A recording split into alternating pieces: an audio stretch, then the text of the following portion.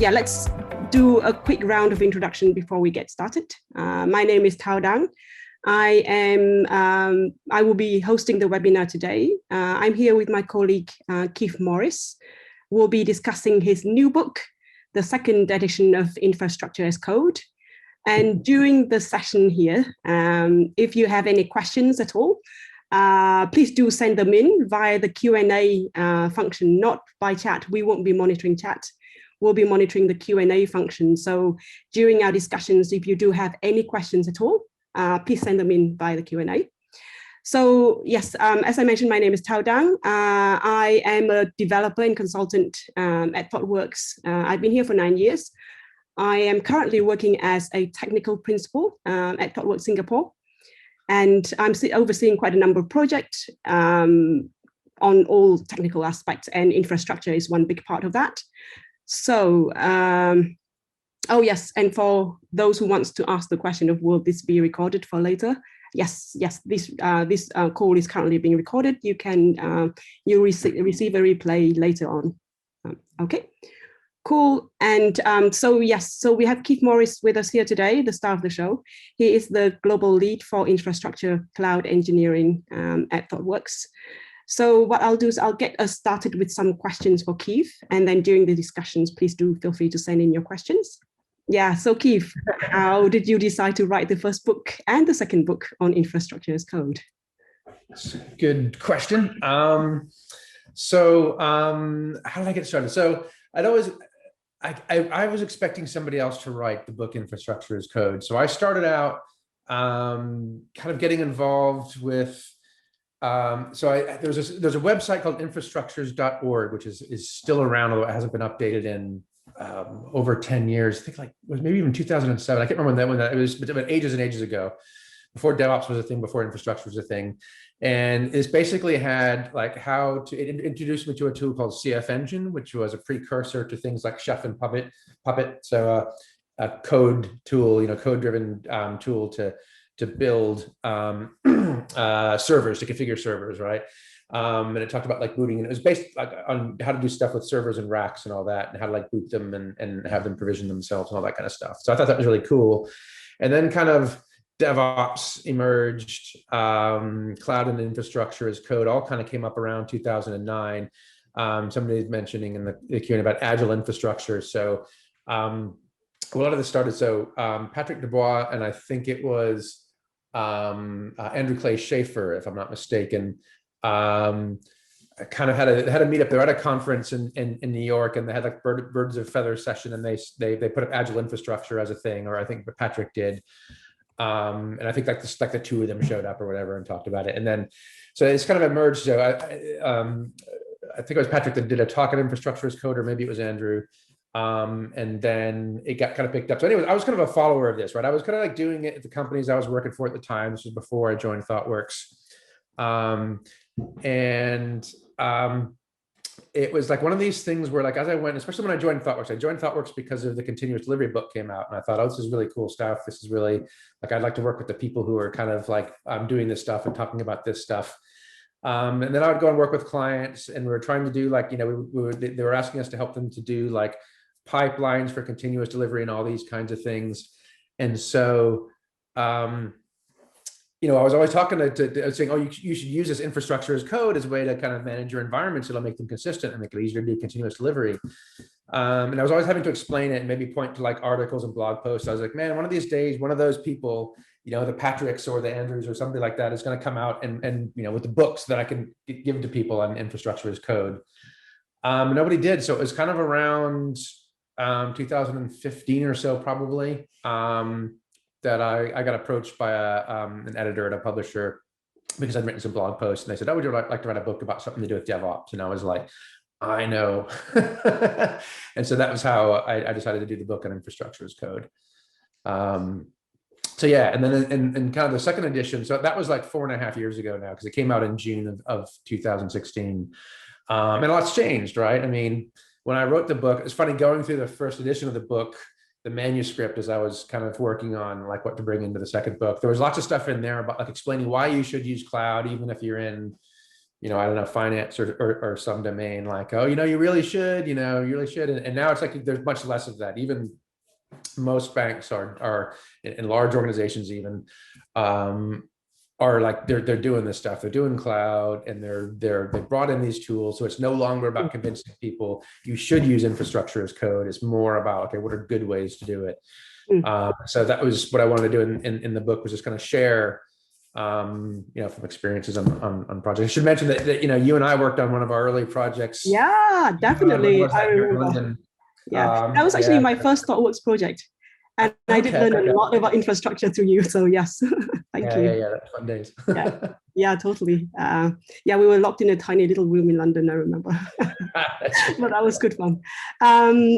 So yeah, actually you mentioned something about earlier about, sharing the good practices on infrastructure as code. And I think that's a very important thing. And one thing that shined through the book as I was reading it was the fact that there were so many tips and so many parallels being drawn between the good practices that we do between software application software development and infrastructure development as well. So there's some key principles that you actually call out, that like one around writing everything as code, ensure that you write everything as code, continually testing and delivering, and then building very small and simple pieces.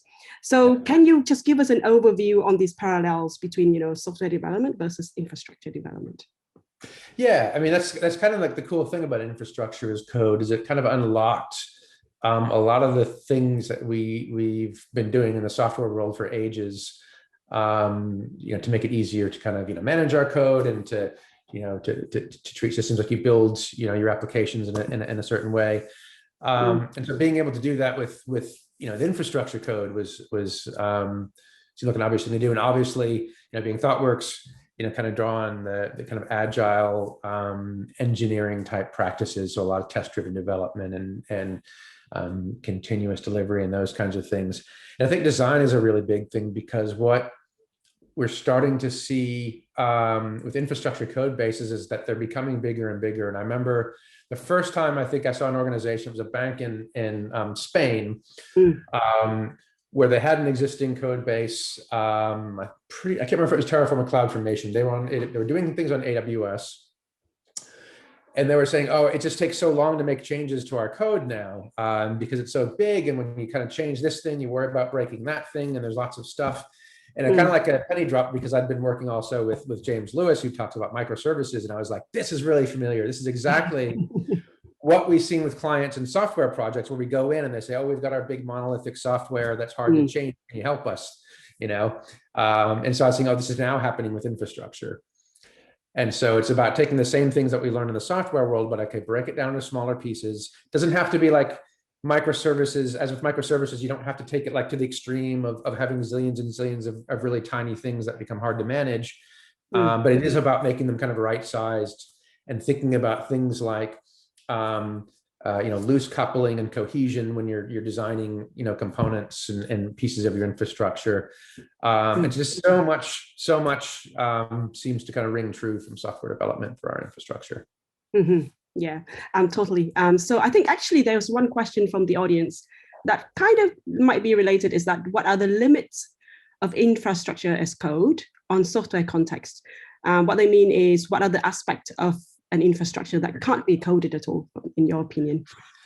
So I guess it's useful to think about the different parts of your system. So like the data is a good example, I think, of depending on what is literally data versus what is. So sometimes we store things in database, which is actually more like configuration or reference data for a system. But so you have to treat that a bit differently. You're not necessarily going to code that. You might code your test data and things like that. So I think that's one of the limits, is that you have to think about that differently. I think it's just thinking about what are the different parts of your system and what things this can work for. I think one of the other limitations is often just around the speed of things. So we talk about test-driven development and writing unit tests for software. With infrastructure code, that's often not as, certainly the types of infrastructure code that we have most of these days, where it's declarative, that level of kind of unit tests doesn't often make as much sense to do it in the same way that we do software, and their feedback loops are a lot longer. So that's one of the challenges that you get, I think. Yeah. totally. So another related, do you think we'll ever achieve the state where we can treat infrastructure as code almost or completely similar to application software, especially for things like aspects of QA and functional, non-functional testing type thing? And yeah, I mean, I think I think you can do that now, right? I mean, you can. I mean, we do, right? We do write tests for our infrastructure code, not as much. I mean, and it, it's harder. I think the kind of ecosystem of tooling is not as mature for infrastructure testing as it is for software testing.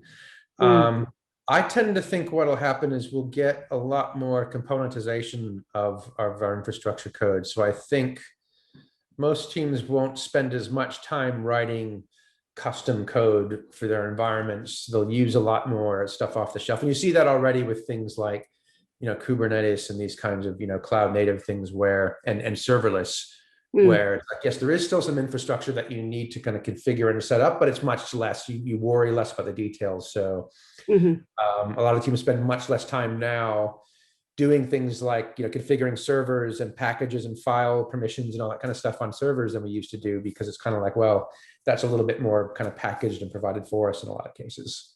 Yeah. Okay, so I think you mentioned something to do with tools, but where are the tools kind of heading in terms of testing the, the IAC?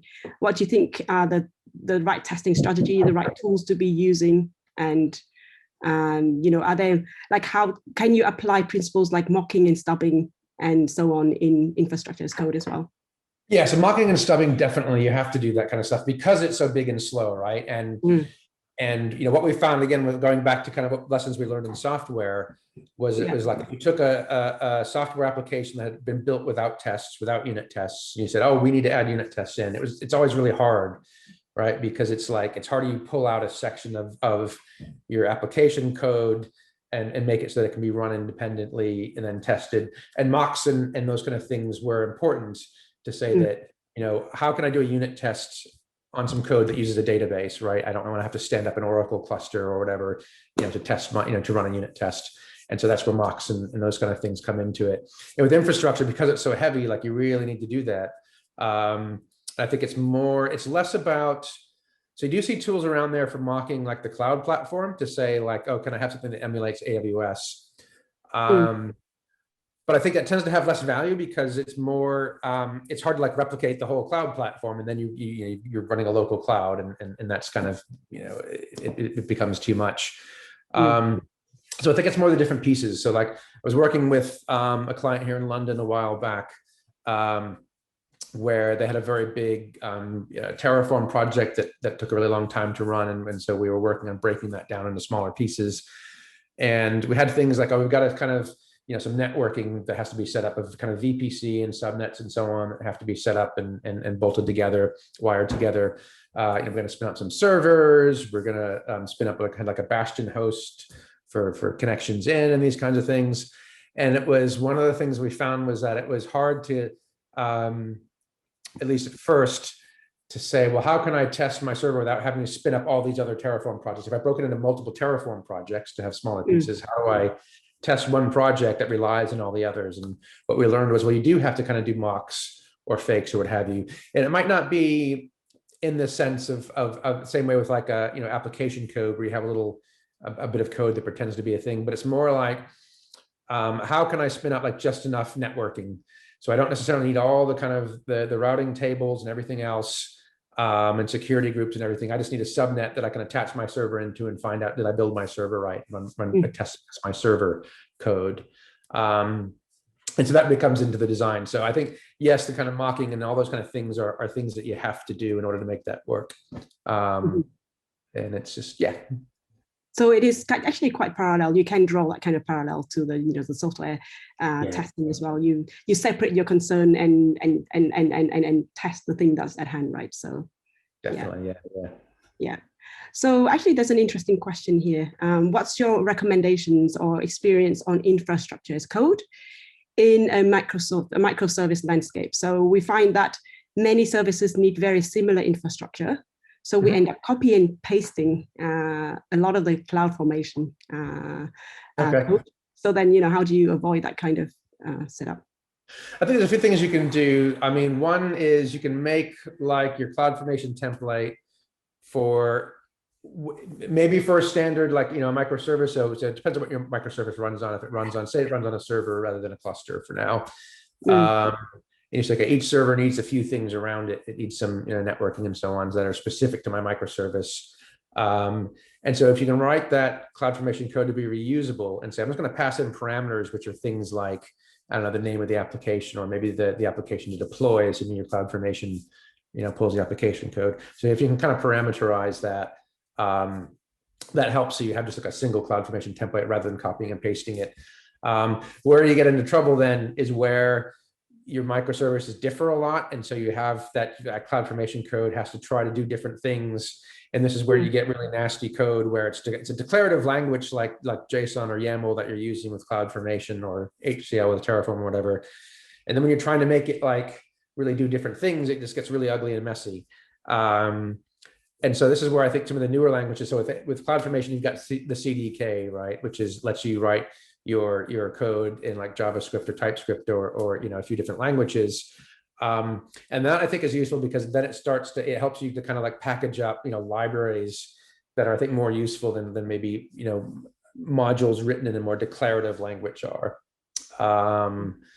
And so I think that's the kind of thing I tend to explore, is using one of those kind of languages, and Terraform as well. Can work with those kind of with the CDK and things like that as well. Going back into the more design of the IAC, right? Would you be able to talk through your thoughts on the design of IAC? Conceptually, all design practices will apply to code in IAC too, and what are the pitfalls that we have to think about when we look at designing IAC code? Okay, so I talk about in the book, and I hate to always be like, oh, it's in, I wrote this in the book, but like roughly what I did, there's a couple of different chapters on kind of componentization with infrastructure code. And there's a couple levels of it. One is what I just mentioned, was componentizing and treating the stack or that kind of project as the reusable component, which I think is quite powerful. And I kind of, in my mind, I mapped that to being like an application. So my programming background comes mostly from Java. So it's like your WAR file or jar file. It's the thing that you deploy, the whole thing that you deploy. And so making that something you can deploy in different locations, especially across environments. Or maybe like in that microservices example, I've got 20 different microservices. And so I can just take the same project and use it to create infrastructure for each of those microservices. So there's this kind of stack as a unit of reuse, as a component. But then there's also the components to build this, that you build a stack from. In Terraform, you have things like modules, and you tend to have these kind of things with most languages. Generally speaking, like the declarative languages, I don't find they work as well for that kind of level of componentization, just because declarative doesn't work as well when you're trying to say like if this then that, and more dynamic logic. It gets a lot messier. And so that's where I think some of these new tools, so I mentioned the CDK, there's Pulumi as well, which is quite an interesting tool for using a full-blown programming languages to write your infrastructure code. And I think that's where it becomes easier to write components that you can reuse in that. So in terms of like the design stuff, it's these, again, the same stuff you use for regular software. You say, can I make each of my components, independent, loosely coupled, so I can test it on its own, and maybe swap it out with different components even. Are they cohesive? Like, does it kind of hang together? Is it not too big? Can I make changes to one thing without having to change other things? It's all that kind of stuff comes into it. I guess there's one thing that is probably not quite parallel to software application development, is the fact that, with application development, you can do, red, green refactor, test green refactor.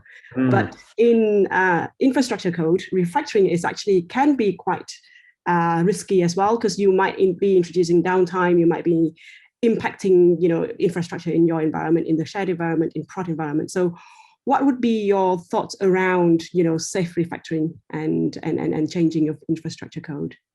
Yeah, that's a big one because it is quite tricky, Mm, and the tools don't lend themselves to it. Because it's one thing to refactor the code, so you can have your IDE, which helps you to refactor. Okay, this code goes to that, and it gets renamed. absolutely, yeah. To it. That's all fine, but then you apply it somewhere, and God knows what's going to happen, right? In a lot of cases, Absolutely, yeah. with these tools, it just like gets into a broken state, Mm, and you have to go in and kind of pull it apart by hand, and that gets really messy. So I think one strategy, especially for the more kind of major refactorings or restructurings even, mm, um, is kind of the building things in parallel. And this is kind of like, so I use the comparison to the kind of expand contract pattern that you use with databases. So if you're managing database tables as code with something like DB deploy or Flyway or one of these things, the way that you tend to do it is you add the new thing with one code change, you push that through. So like for infrastructure, what we're saying is, let's say I usually give the example of like, okay, we want to restructure our networking, right? We set up some subnets in a VPC and that kind of stuff. And then, but we got it, now that we've kind of been working with it for a while, we find out it's, the subnets are too small or whatever it is. And so we need to make a new structure.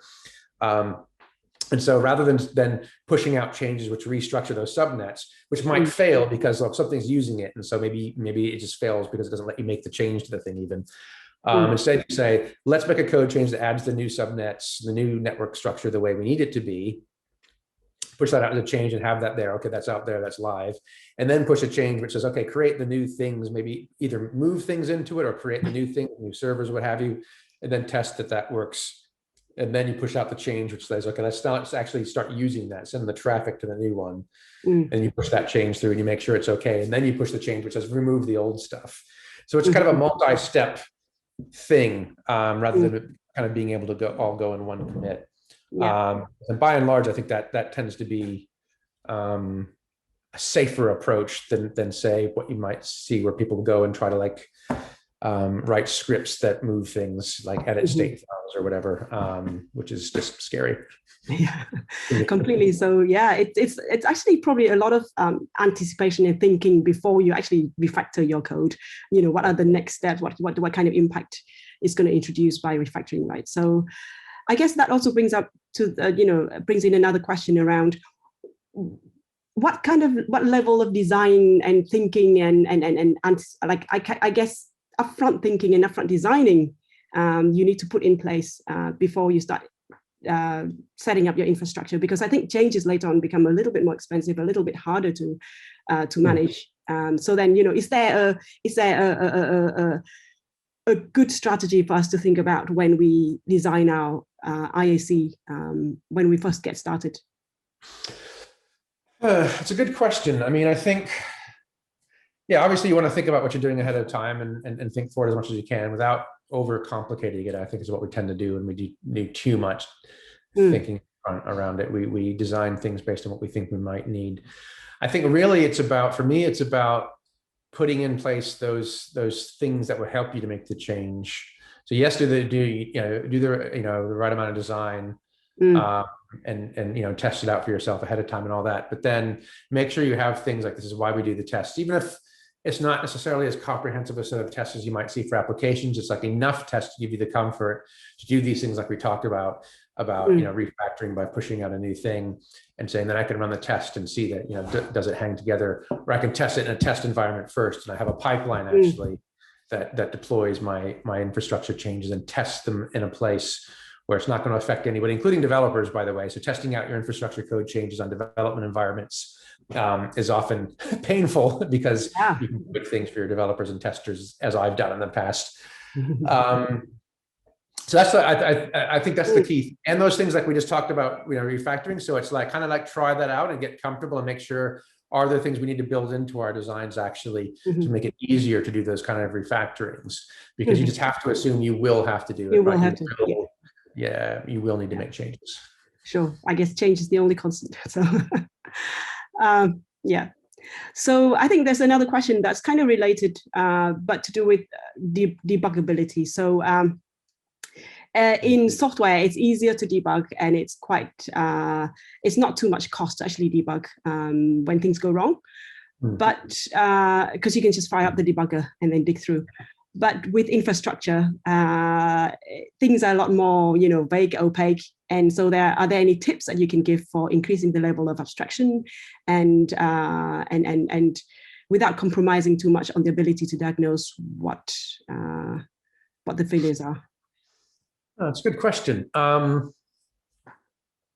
haven't thought about it because there's a couple of different things that you might be debugging, right? So there's the process of applying your code and what happens when it applies and understanding what's going on there. And there, I think that depends largely on the tooling. And then there's debugging operations, which is that's classic, right? We have a running system, we have to support it, we have to troubleshoot, networking problems or whatever it may be.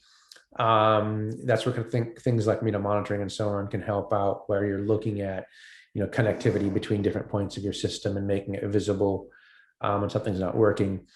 I think by and large, like the best piece of advice I have at this point is again about keeping things smaller and simpler so that you have smaller components that you're dealing with and trying to debug, and smaller subsets of your system that you can try to replicate. In terms of tooling and stuff like that, I don't know, it'd be interesting to see what evolves to make all that easier. Okay, I see. Yeah, I guess keeping things small is probably that's my go-to advice for a lot of things. yeah. Cool. So I think there's a question here around this is on testing the risk of breaking prod in your infrastructure as code, but using chaos engineering. What are your thoughts around that? Yeah, I mean, I think chaos engineering is a useful thing. And for those who are not familiar with it, the idea is that you inject kind of failures into your system, your production system, to prove your kind of recovery mechanisms work. And so this isn't just kind of random, like just break stuff and see what happens. This is like, so it came from Netflix, right? They kind of pioneered this, and it was like they have this thing of, if a server fails, like it will be automatically rebuilt and recovered, or if they have a failure of a region, because they're hosted on AWS. So if there's the region that they're hosting in fails, can they fail over to another region?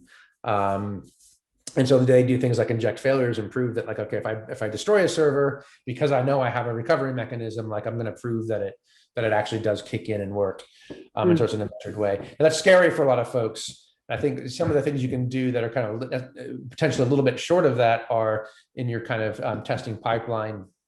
Again, where you're implementing failure recovery, automated kind of things, you test that it works, right? So you have, okay, I've got a cluster.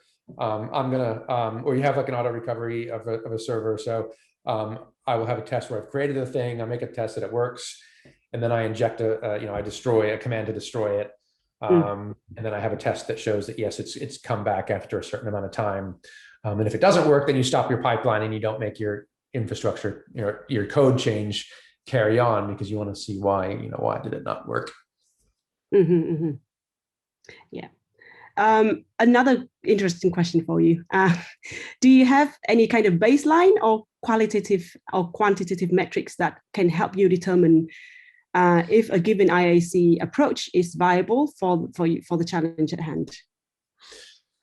So the things I use they're derived to an extent from the 4 key metrics that Nicole Forsgren and Jez Humble and those folks, Gene Kim, they had the book Accelerate and the annual, which I don't think they're doing anymore themselves, the State of the DevOps report, right? So they talk about the 4 key metrics, which are being able to recover from failures quickly, being able the frequency of failures when you make a change, the time that it takes to get a change through, and what was the other one?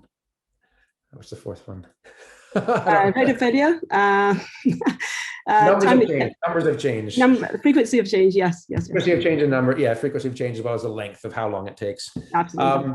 So I like looking at those for individual parts of your system. So let's say you're running a Kubernetes cluster, and I would say you should be building your Kubernetes cluster, with code, right? And so the question is, if I make a change to the configuration of that code, how long does it take me to get that out onto my production system? How frequently does it fail? All those kind of things for that individual thing.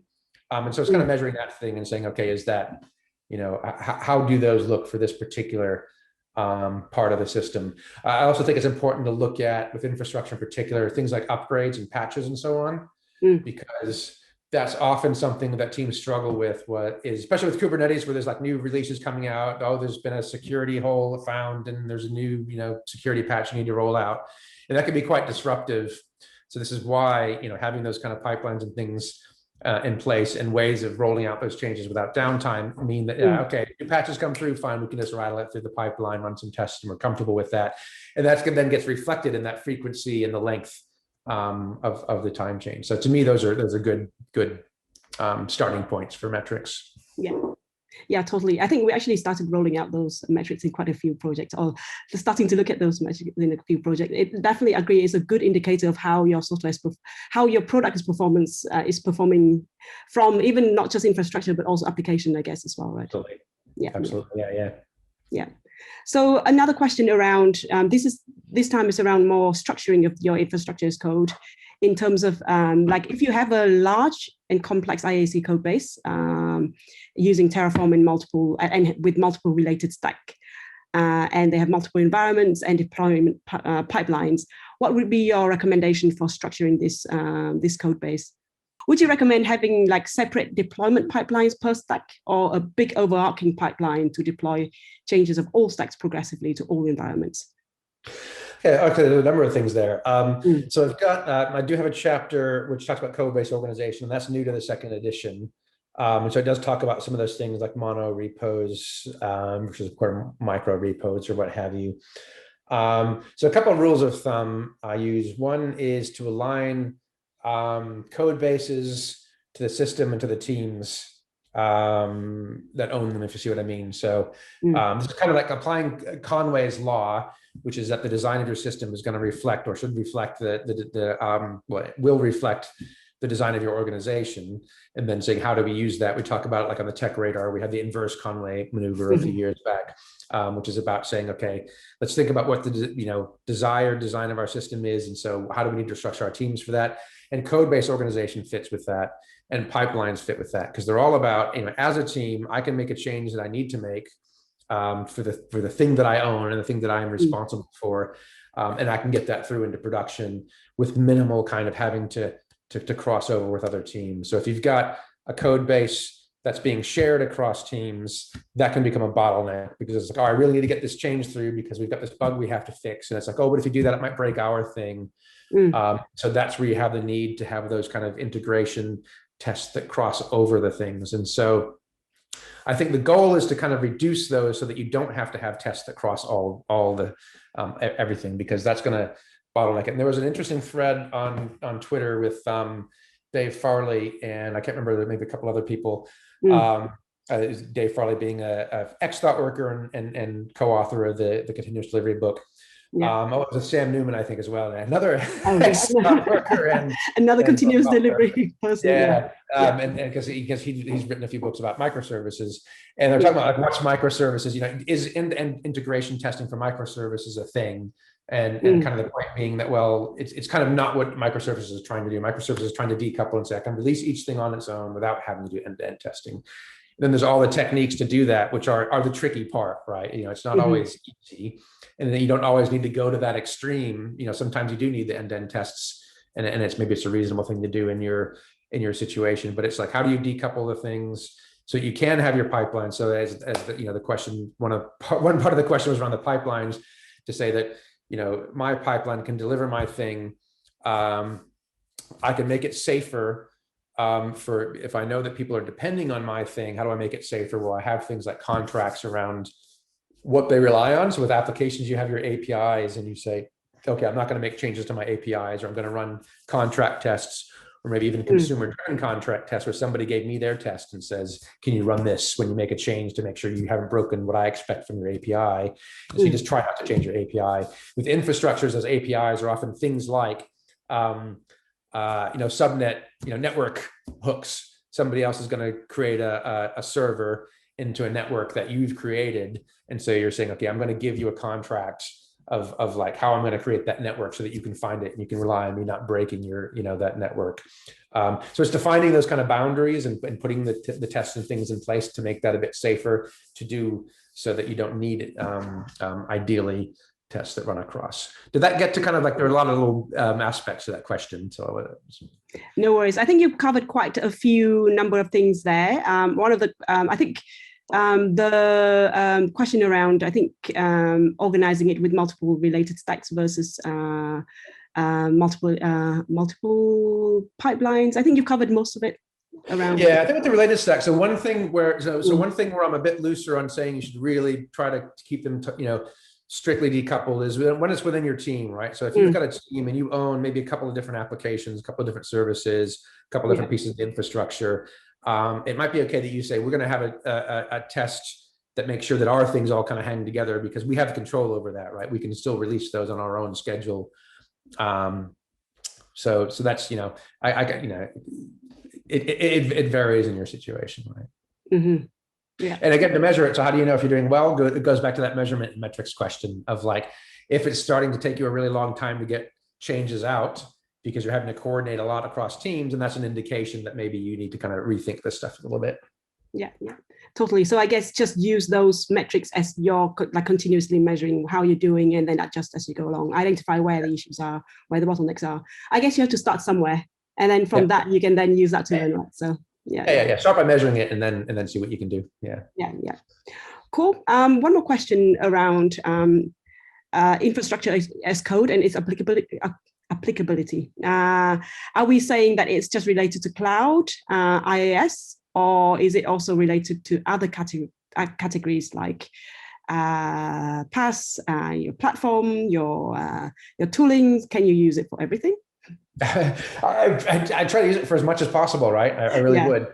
So the interesting thing about, if you look at like PaaS, you look at like, say, cloud native stuff, Kubernetes and clusters and service meshes and serverless. It's like there's still stuff that you want to define, and you really want to define that as code, right? It's just that ideally there becomes less of it, because it's like, okay, I no longer need to worry about what packages am I installing on the operating system because I'm using an off the shelf. I'm just using Docker, so I have to make sure my server has Docker installed and the Kubernetes, control pieces and all that, and that's it. And that's good. So it kind of simplifies it all. Serverless, it gets even simpler, because you're just saying, maybe I need some networking. Connections are going to come in, so I need to configure an API gateway. Do that as code, right? Configure your API gateways and things like that as code. Configure your monitoring as code. All the things as code as much as possible. Everything as code. I guess maybe I have a follow-on question on that one then. So you've got application development, and there are certain infrastructure that you need for the application around deployment, around various different things. And then you also have the whole infrastructure that hosts the application. So where do you draw the line as the application concern and the infrastructure concern? So, it does depend, as always, but it depends on your kind of your team structures, what kind of systems and infrastructure you're actually using, and so on. It's nice for it's funny because we have these things. So development teams and application teams tend to want to have the control that they need, so that they're not having to go and ask somebody else all the time. Oh, can I have an environment, or can you make this change to my environment? You want to have the control that you need. But on the other hand, it's like you don't want to have to worry about loads of details of things that are less like, I just want to, the kind of the gold standard, I think, for a lot of developers is like Heroku, right? Like I have my application, I write my code, and then I push it and it deploys, and I don't have to worry about building the operating system and worrying about how the network routes are set up and all that. So the question is how much you can do that. And so yet again, we'll go to those metrics and say, like, we'll often do like as we'll do the value stream mapping, with a team, and say, okay, in order to create, to write a code change and get it through into production, or to add a new thing, let's say we want to add a new service, what is required, and to kind of make it so that value stream ideally doesn't involve having to go and ask somebody else and then waiting for them to do something, so as much as you can do that as a service, that's kind of the ideal thing.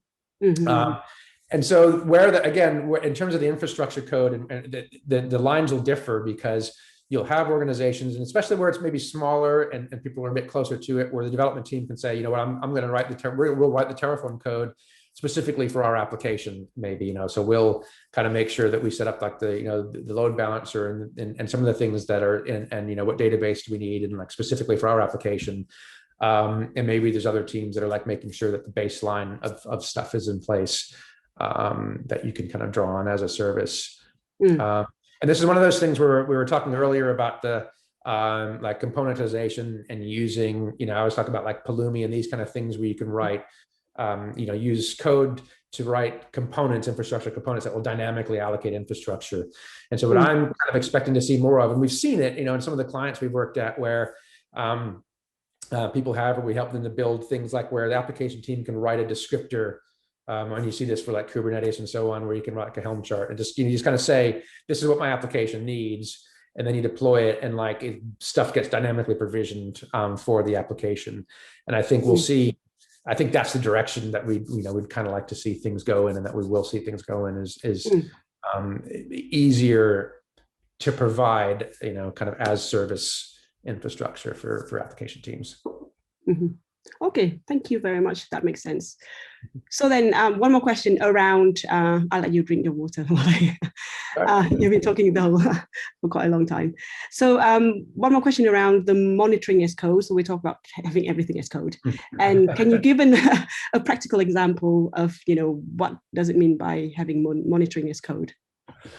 Yeah, it's funny, it's been a while since I've, well, that's not entirely true. So I think the cool thing is this, again, actually this relates quite well to the previous question around application team. So as an application team, you know, we write a new service, and it has, you know, it opens a port and listens and does things on that port. So you want kind of, you know, you might want a monitoring check, which sends an alert if you know, that thing stops working. And so it's good for the team to be able to write that check and say, this is the thing to look for. So they write a bit of code and maybe include it with the application.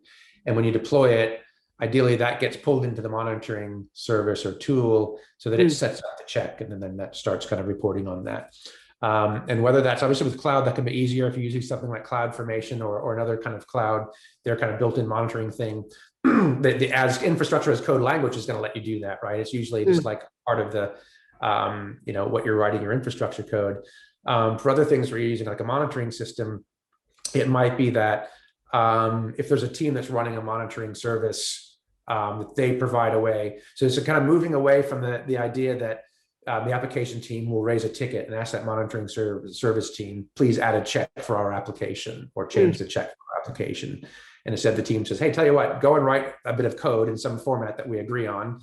And then when you do a deploy, like put that code somewhere and we'll pick it up. You know, our systems will automatically pick it up and add that check for you. And so like everybody can do it kind of more hands-off and as a service. Yeah, I think that's the key thing, like that require the whole kind of like, if you are interacting with the monitoring team, they need to have that mindset and have that infrastructure as code method. And as a service, providing things as a service, yeah.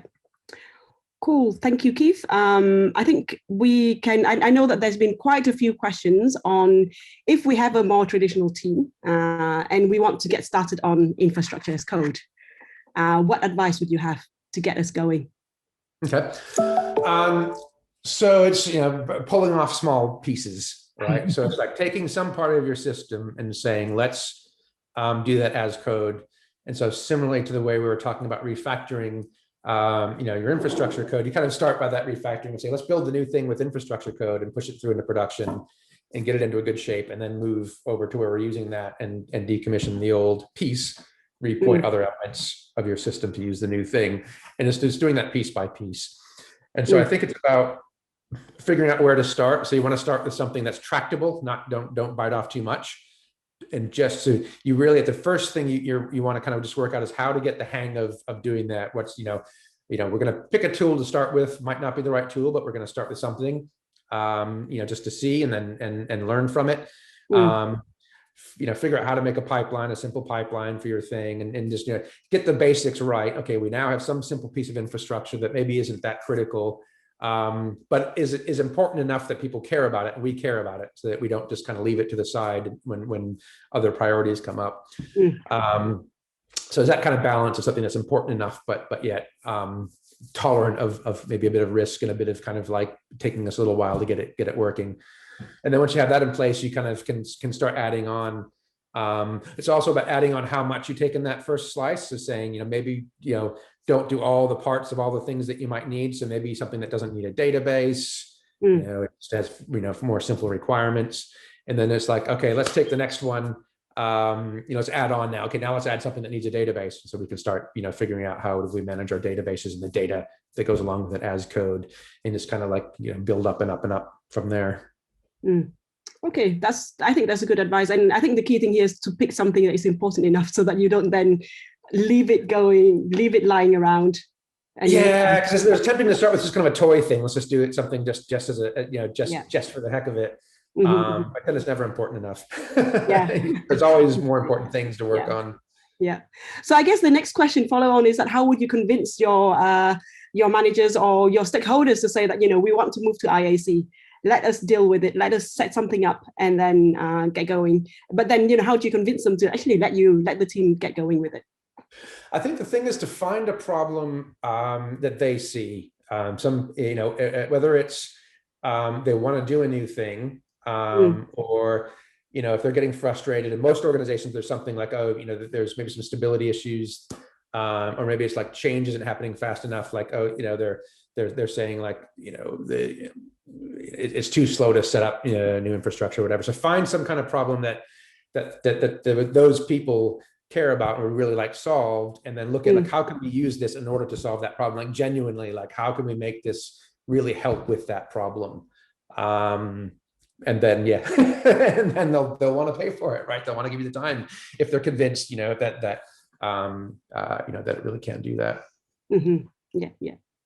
Okay, so I guess calling out the key pain points and the key problem, and then see how IAC can help overcome those things. Yeah, you don't want to do it just for the sake of it, right? I mean, as much as I love infrastructure as code, you want to do it because it's going to give you some benefits, and those benefits are usually around the kind of reliability and repeatability and consistency across things.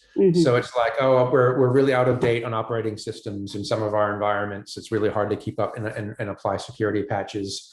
And this is a way that will just make it so much easier to do that. So we spend less time doing it and are more up to date.